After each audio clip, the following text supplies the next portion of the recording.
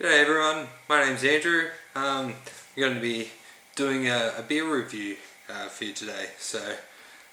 Something I've been meaning to do and wanted to do for a long time. Every week I seem to buy a new 4 or 6 pack of craft beer and have it on a Friday, Saturday night, have a couple, and I think it would be good to share. Like, I'm always trying new things, and maybe not everyone has the same craft beers available. They might, see it and don't want to take the chance on it. So if I can give a little bit of a rundown and my thoughts on it, and might help people pick and choose something to try when they're next at the bottle shop, because there's a vast array of craft beers to choose from. So starting today with the Pavizals from Moondog. Moondog's one of my favourite craft breweries. They arguably got me into craft beer way back, I can't even remember how long ago now, at a craft beer festival in Tasmania. Went to a talk with these guys and tried one of their truffle port cask black beers that was just mind-blowing. I've never tasted anything like it. I think it was like 10% or something. So at that time, I was still drinking like Carlton Dry and things like that. So it was a big change and just opened my eyes up. So this is one of their newer offerings, the Pavizals. It's a Pavlova Pale Ale. Their description, just because there's kiwi fruit in the recipe doesn't mean the Kiwis invented it. To our Kiwi mates, the Pavizals, but you can have Russell Crowe, Farlap, Flat Whites, Crowded House, Keith Urban, Rebecca Gibney, Lamington, Spreadable Butter. A little bit dig at our Kiwi brothers.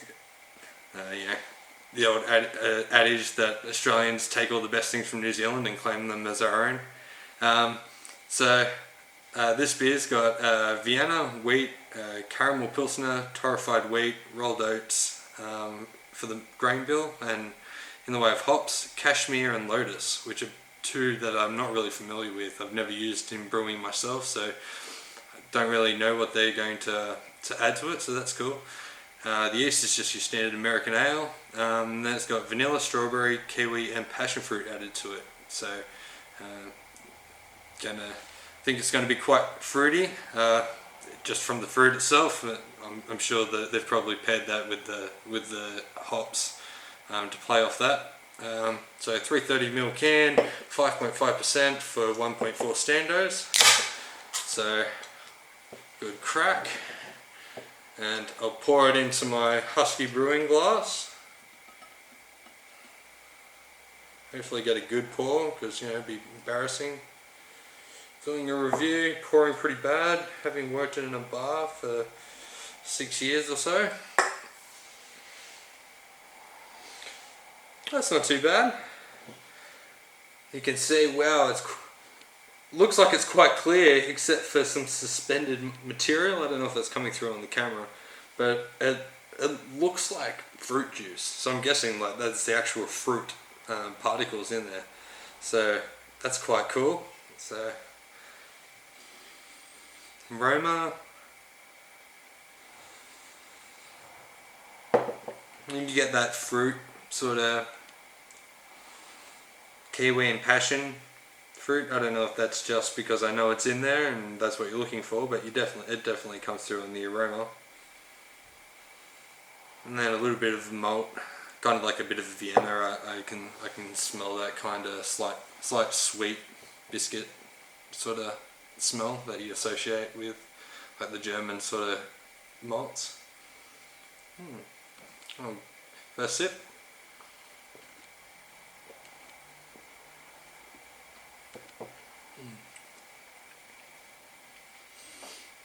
Well, that's really good. Alright, so first on the front you get a lot of vanilla, which is really nice, and then that fruit comes down. It is very it is as advertised, Pavlova, the vanilla and fruitiness. It's very light, crisp.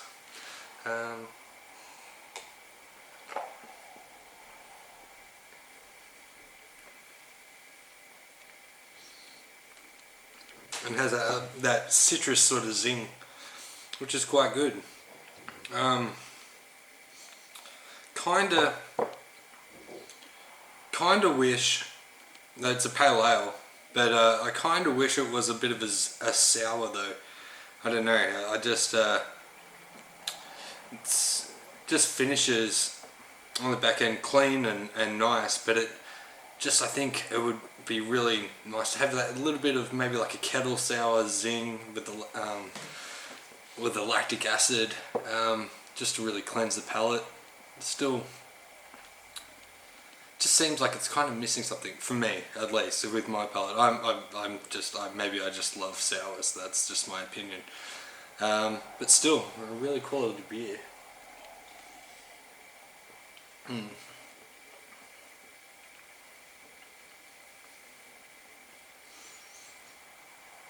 So the malt seems to just take a backstage for the most part, and just seems to lay the stage for that fruit and the vanilla to really be the dominant characters.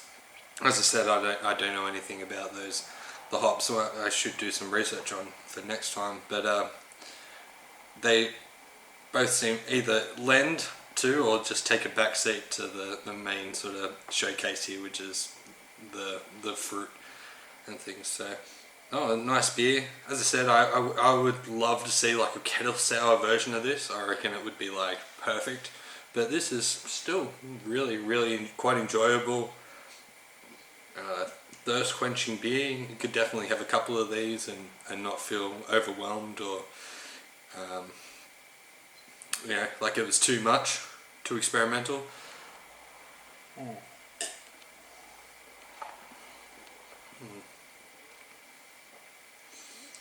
Yeah, definitely refreshing, which is really good.